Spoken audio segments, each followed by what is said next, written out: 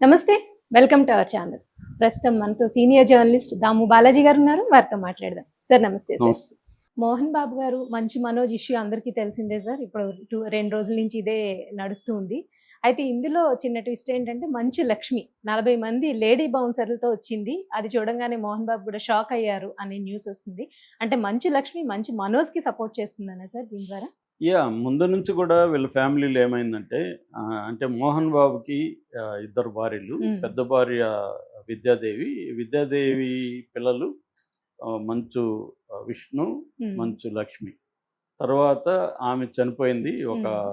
దాన్నేమంటారు gas cylinder యాక్సిడెంట్‌లో ఆమె చనిపోయారు. హ్మ్. దాని తర్వాత వాళ్ళ సిస్టర్ నిర్మలాదేవిని మోహన్ బాబు పెళ్లి చేసుకున్నాడు. ఈ నిర్మలాదేవికి మనోజ్ అబ్బాయి హ్మ్. అన్నమాట. సో, ఈ తర్వాత ఏమైందంటే వీళ్ళ ఫ్యామిలీలో వీళ్ళిద్దరిని హీరోలుగా ట్రై చేశాడు. హ్మ్. ఆమె మంచులక్ష్మి కూడా యాక్టింగ్‌లోకి వచ్చింది. సో, ఆహ్, మా ఇంట్లో ఏమైందంటే బేసిక్‌గా మనోజ్‌కి, విష్ణుకి మధ్య అనేక హ్మ్. విషయాల్లో వాళ్ళ క్యారెక్టర్‌లలోనే డిఫరెన్స్ ఉంది.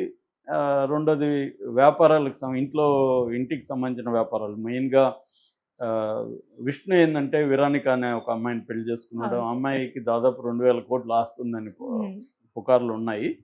సో, ఆమెకి అమెరికాలో కూడా ఆస్తులున్నాయి. దుబాయ్‌లో ఉన్నాయి. ఇలాగా చెప్తారు. సో, ఏదేమైనా విష్ణు కొంత మేనేజింగ్ కేపబిలిటీస్ ఉన్నాయి కాబట్టి ఆస్తులు మెయింటైన్ చేయడం. తర్వాత విద్యానికేతన్ వాళ్ళ స్కూల్స్ హ్మ్. స్టార్ట్ చేశారు. అది మెల్లమెల్లగా గ్రో అయ్యి ఇంజినీరింగ్ కాలేజీ, మిగతా నర్సింగ్‌లు ఇవన్నీ పెరిగి ఇప్పుడది మోహన్ బాబు యూనివర్సిటీ అయింది. హ్మ్. ఇవాళ మోహన్ బాబు దానికి ఛాన్సలర్ అనమాట. ఆ హ్మ్. University vice chancellor. సో, ఆ స్థాయిలో అది గ్రో అయింది. అక్కడ ఆస్తుల విలువ కూడా విపరీతంగా పెరిగిపోయింది. హ్మ్. అది మెయిన్ రోడ్‌లో ఉంటది. తిరుపతి బాక్రాపేట పోయే రూట్‌లో రంగంపేట అనే విలేజ్‌లో వీళ్ళకి ఉంటదన్నమాట. చాలా మ్యాసివ్ బిల్డింగ్స్ ఉంటాయి. హ్మ్. సో, దాని దాని మెయింటెనెన్స్ అంతా కూడా విష్ణునే చూసుకునేవాడు. హ్మ్. మనోజ్ విషయాల్లో ఎప్పుడు ఎంటర్ కాలేదు. Okay sir. మనోజ్ కొంత వాళ్ళ ఇంట్లో కొద్దిగా డిఫరెంట్. హ్మ్. అంటే మోహన్ బాబుకి ముందు నుంచి కూడా ఒక రౌడీ ఇమేజ్ అనేది ఉంది. హ్మ్. ఆయన ఆయనంటే అందరికి భయం. ఆయన హీరోలని కొట్టేవాడు. తర్వాత డైరెక్టర్‌లని ఉరికించి కొట్టిన సంఘటనలున్నాయి. ఓహ్! ఇవన్నీ తెలుసు. లేట్‌గా వస్తే ఎవరినైనా కొట్టడం, చాలా తీవ్రంగా హ్మ్. మాట్లాడడం. హ్మ్. అంటే మర్యాదిస్తాడు. అట్ ద సేమ్ టైమ్ ఆయన ఇంకొక మొఖం గూడా హ్మ్. ఉంది. ఆ స్థాయి ఇమేజ్ అయితే ఆయనకుంది. మేబీ అది బిగినింగ్‌లో ఆయన ఎదుర్కొన్న అవమానాలు గూడా ఆయన అనేక తిరుపతిలో ఉండి ఆయనది అవును. వాళ్ళది చిత్తూరు హ్మ్. జిల్లా హ్మ్. ఏర్పేట దగ్గర విలేజ్ మోదుగులపాలెం.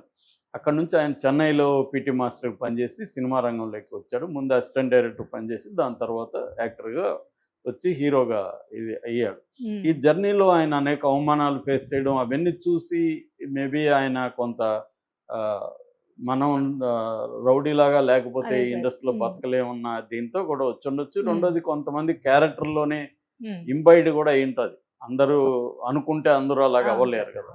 సో, అది ఉంటది. సో, ఆ యాంగిల్‌లో ఆయనకి ఆ స్ట్రాంగ్ ఇమేజ్ ఉంది. అది కొంతవరకు విష్ణుకి వచ్చింది. హ్మ్. మనోజ్‌కి రాలా. మనోజ్ క్యారెక్టర్ ఏందంటే కొంతవరకు మనోజ్ సాఫ్ట్‌గా ఉండడం, డెమోక్రటిక్‌గా ఉండడం, కొంచెం ఫిలాసఫికల్‌గా ఉండడం, హ్మ్. జోవియల్‌గా ఉండడం ఈ నేచరు మనోజ్‌కుంటే విష్ణుకేమో మేనేజరియల్ అబిలిటీస్ వచ్చాయి. స్ట్రాంగ్ క్యారెక్టర్ వచ్చింది. హ్మ్. కొంత వాళ్ళ నాన్న లక్షణాలు మిగతా డైరెక్టర్‌లని గాని, మిగతా వాళ్ళని గాని డామినేట్ చేయడం ఆహ్, ఇట్లాంటివి విష్ణుకొచ్చాయి. ఓవరాల్‌గా ఇప్పుడు ఎవరైనా గూడా తల్లిదండ్రులు ఒక తమ వ్యాపారాలను బాగా చూసుకునేవాళ్ళు, తనకి తలనొప్పులు తగ్గించే కొడుకంటేనే ఇష్టపడతారు. అవును సార్. అలా మోహన్ బాబు పెద్దాయనయిపోయాడు. ఇప్పుడు 78 ఆయనకి. హ్మ్.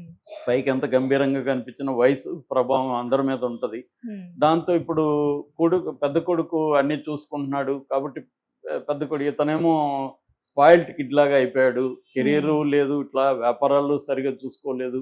పైగా ఫస్ట్ పెళ్లి చేస్తేమో ఆ అమ్మాయితో సరిగ్గా హ్మ్. లేడు. విడిపోయారు. తర్వాతేమో ఒక వద్దంటే డైవర్స్‌ని పెళ్లి చేసుకున్నాడు. ఇలాగా మోహన్ బాబుకి ఇష్టం లేని అన్ని పనులు మనోజ్ మనోజ్. చేస్తున్నాడు. సో, హ్మ్. ఈ యాంగిల్‌లో తీసుకున్నప్పుడు వాళ్ళకి మధ్య గొడవలొచ్చాయి. సో, నాన్నని ఇలా బాధ పెడుతున్నావని విష్ణు గూడా జనరల్‌గానే విష్ణుది కొంత డామినేటింగ్ క్యారెక్టర్ హ్మ్. కాబట్టి మనోజ్‌ని కంట్రోల్ చేయడానికి ట్రై చేస్తాడు. మనోజ్ దాన్ని వ్యతిరేకిస్తాడు. సో, ఇలాగా రకరకాల ఇష్యూలు ఇవి సిబ్లింగ్ రైవలరీస్ నుంచి పెరిగి కూడా ఉండొచ్చు.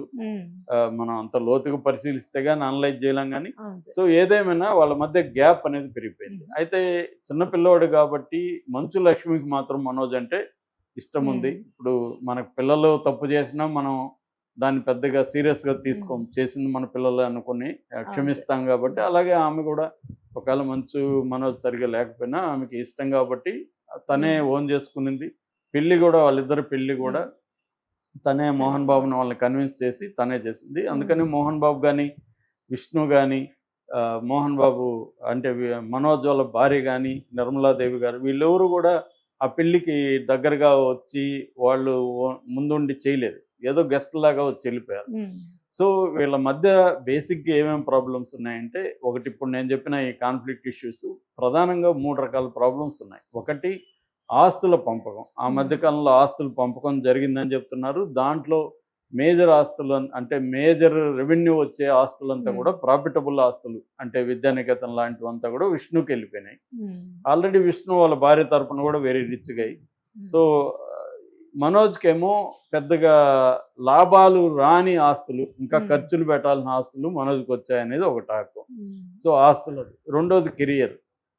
విష్ణు సినిమాలు ఫ్లాప్ అవుతున్నా, మోసగాళ్ళు ఫ్లాప్ అయింది, జెన్నీ ఫ్లాప్ అయింది, మళ్ళీ ఇప్పుడు దీనికి కన్నప్పకి 150 కోట్లు పెట్టారని చెప్తున్నారు. ఇదంతా కూడా మోహన్ బాబు విష్ణు కెరియర్ పరంగా సపోర్ట్ చేస్తున్నాడు.